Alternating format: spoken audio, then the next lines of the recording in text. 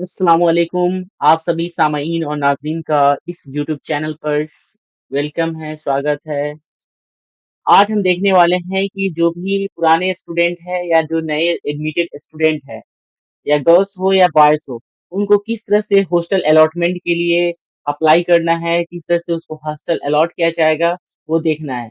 देखिए, सबसे पहले यहाँ पे नोटिस आया हुआ है कि गर्ल्स हॉस्टल अलॉटमेंट और boys hostel allotment, fresh admission, यानी जिन लोगों को हॉस्टल अलॉट नहीं किया गया है, उन लोगों को हॉस्टल अलॉट किया जा रहा है। तो हम क्लिक करते हैं बॉयज़ हॉस्टल अलॉटमेंट।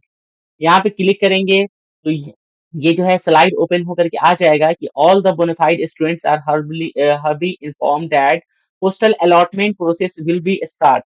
जो है 4 तारीख से जो है 4 जुलाई से हॉस्टल अलॉटमेंट स्टार्ट किया गया है। द फॉलोइंग स्टूडेंट में apply for fresh admission in the boys hostel through Google form. Google form के थ्रू जो है आपको अप्लाई करना है, जिसमें जो है न्यूली एडमिटेड स्टूडेंट्स जो सेशन 2025 से 26 में एडमिशन लिए हैं उनको अप्लाई करना है। उसके साथ-साथ जो है जो ओल्ड स्टूडेंट है, जो 24 से 25 सेशन में जो है कि एडमिशन लिए थे लेकिन उनको हॉस्टल नहीं दिया गया था, या जो नॉन बोर्डर्स है, उनको अप्लाई करना है, या उसके साथ-साथ जो अटैच्ड बोर्डर है, यानी वैसे स्टूडेंट जो कि हॉस्टल नहीं मिला था लास्टली, तो उन्होंने जो है कि किसी से मतलब अटैच बोर्डर लिया था, यानी कि एक ही हॉस्टल में, एक ही रूम के अंदर जो है उन्होंने अटैच करके कमरा लिया, मतलब 4 लोग जहाँ 3 लोग रह रहे, वहाँ 4 लोग जो है, इस तरह से उन्होंने मैनेज किया था, अटैच करवाया था। तो ये सारी चीज़ है, तो ये आपका गूगल फॉर्म जो है 18 जुलाई तक भरा जाएगा, इसका लास्ट डेट है। ये गूगल फॉर्म का लिंक है। तो चलते हैं गूगल फॉर्म कैसे भरते हैं, इसको देखते हैं।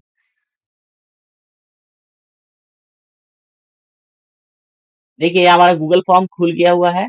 अब ये गूगल फॉर्म पर आते हैं और यहाँ पे देखते हैं कि हमें कैसे क्या करना है। तो सबसे पहले यहाँ पर आप अपना नाम फ़िल कर लेंगे, ठीक है? उसके साथ-साथ जो भी आपका एप्लीकेशन नंबर है, या जो आपको एनरोलमेंट नंबर जो एडमिशन के बाद जो है आपको एनरोलमेंट नंबर आपको मैसेज किया जाता है, वो अगर आपके पास है, तो आप यहाँ पे रख दे सकते हैं, नहीं तो आप मानो का जो एप्लीकेशन नंबर है, वो इस पर फ़िल कर सकते हैं। उसके साथ-साथ जो है, आप यहाँ पर जो है अपना मोबाइल नंबर जो है फ़िल कर सकते हैं, अपना मोबाइल नंबर फ़िल कर दीजिए। उसके बाद अपना फादर्स नेम यहाँ पे फ़िल कर दीजिए। उसके बाद जो भी मदर्स नेम है आपके सर्टिफ़िकेट में, उसके हिसाब से फ़िल कर दीजिए। मोबाइल नंबर आपको देना है, मोबाइल नंबर आप यहाँ पे फ़िल कर सकते हैं, अपना मोबाइल नंबर फ़िल कर दीजिए, ठीक है? अपना मोबाइल नंबर फ़िल कर दीजिए। उसके बाद जो है यहाँ पर पूछा गया है कि number of years available hostel facility in मानो, जो पहले से पुराने स्टूडेंट हैं उनको कितने साल का हॉस्टल ऑलरेडी अलॉट हो चुका है। अगर आप नए हैं तो यहाँ पे नॉट अवेलेबल लगाएँगे, और अगर पुराने स्टूडेंट हैं तो आप यहाँ पे जितने साल हॉस्टल अलॉट हुआ है उतना आप यहाँ पे कर सकते हैं। उसके साथ आपको होम टाउन के बारे में बताना है कि कौन-सा होम टाउन है, यानी जहाँ पे आपका डिस्ट्रिक्ट का या होम टाउन है, या वो आपको देना है यहाँ पर, ठीक है? उसके बाद जो जो भी आपका परमानेंट एड्रेस जो है आधार कार्ड पर मौजूद है, वो आपको यहाँ पे देना है, ठीक है? आपको एड्रेस भरना है, उसके बाद देखना है, यहाँ पे कह रहा है कि if different from Aadhaar card address otherwise same. अगर डिफरेंट अगर आधार कार्ड से है सेम आपका एड्रेस, तो यहाँ पे जो है अल्टरनेट एड्रेस आपको देना है, जिसको कॉरेस्पॉन्डेंट एड्रेस कहते हैं, ठीक है? जहाँ पे अस्थायी रूप से आप रह रहे हैं। उसके बाद जो है कि आप नियरेस्ट रेलवे स्टेशन का नाम देंगे। कोई भी रेलवे स्टेशन हो, जहाँ से आप जो है कि आपके नियरेस्ट हो, आपके जहाँ रहते हैं उससे नज़दीक रेलवे स्टेशन हो, वहाँ से आप स्टेशन का नाम देना है। क्योंकि आपका जो है रेलवे स्टेशन के डिस्टेंस से ही आपको जो है पॉइंट मिलता है हॉस्टल अलॉटमेंट के लिए।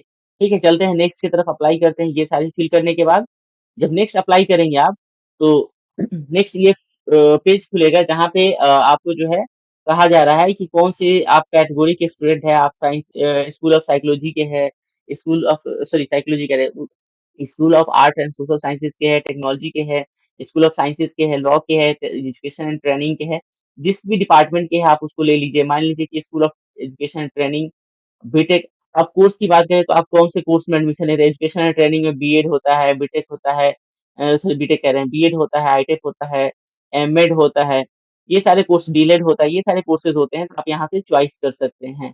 ठीक है, मैंने बीएड मान ली चॉइस कर लिया। उसके बाद सेमेस्टर की बात करें, अगर न्यूली एडमिटेड स्टूडेंट है, तो आप क्या करेंगे, फर्स्ट सेमेस्टर लिखेंगे, और अगर दूसरे स्टूडेंट हैं तो आप अदर लिखेंगे। यहाँ पे सीजीपी की बात हो रही है।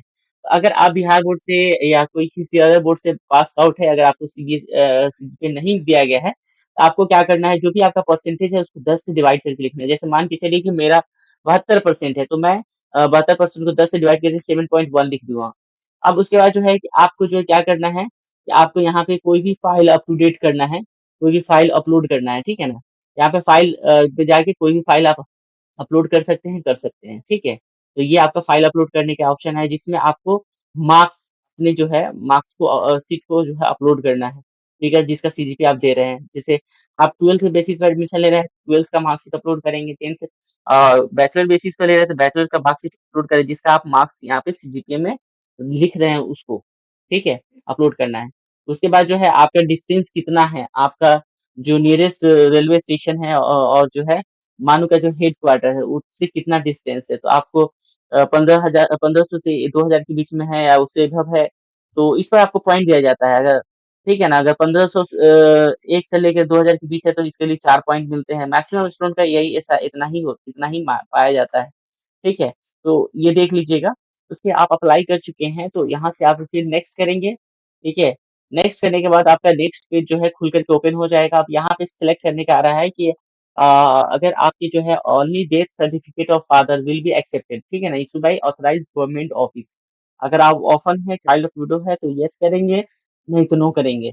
अगर यस करेंगे तो आपके आगे जो है सर्टिफिकेट अपलोड करने का ऑप्शन आएगा, उसमें सर्टिफिकेट आपको अपलोड करना पड़ेगा। तो मैंने यहाँ नो करा है, ठीक है? अब आइए नेक्स्ट पर। अगर आप सर्टिफिकेट मतलब यस करते हैं तो सर्टिफिकेट का ऑप्शन आएगा, नो करते हैं तो कोई भी सर्टिफिकेट का ऑप्शन नहीं आएगा। अब देखते हैं कि यहाँ पर आपको कहा जा रहा है कि अगर आप कोई भी शेड्यूल कास्ट से है, एससी एसटी स्टूडेंट है या ओबीसी स्टूडेंट है या ईडब्ल्यूएस स्टूडेंट है, तो आपको यस करना है। अगर यस करेंगे तो उसमें जो है आपके certificate OBC ST SC certificate EWS upload करने की उसमें ऑप्शन आएगा। अगर नो करते हैं तो नहीं आएगा, अगर आप हैं तो करेंगे, ठीक है? चलिए नेक्स्ट करते हैं।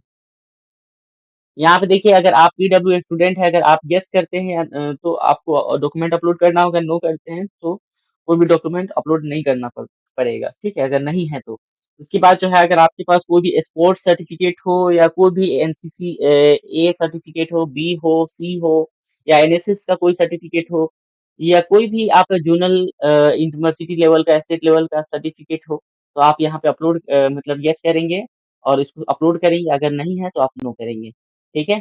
चलिए आप नेक्स्ट की तरफ। अगर आप इसमें करते हैं तो आपको जो है एक्स्ट्रा पॉइंट दिया जाता है जिससे चांसेस बढ़ जाते हैं आपको हॉस्टल मतलब हॉस्टल अलॉटमेंट का पॉइंट ज़्यादा आपको मिलेंगे, ठीक है? उसके बाद जो है कह रहा है कि अगर आपको जो है स्कॉलरशिप कोई रिसीव हो रहा है तो येस करना है, नहीं तो नो करना है, ठीक है? और उसके साथ-साथ जो है कि आपको बोल रहा है कि मानो से आप जो है सेकंड डिग्री कर रहे हैं, प्रीवियस डिग्री को आपको मेंशन करना है। जैसे मान के चलिए कि अगर आपने बीए किया है, तो बीए को आपको मेंशन करना है, ठीक है? ठीक है? तो लिखना है तो have you completed any post graduation degree from मानू इन रेगुलर मोड? क्या आपने कोई भी पीजी कंप्लीट किया है तो यस करना है, नहीं किया है तो नो करना है।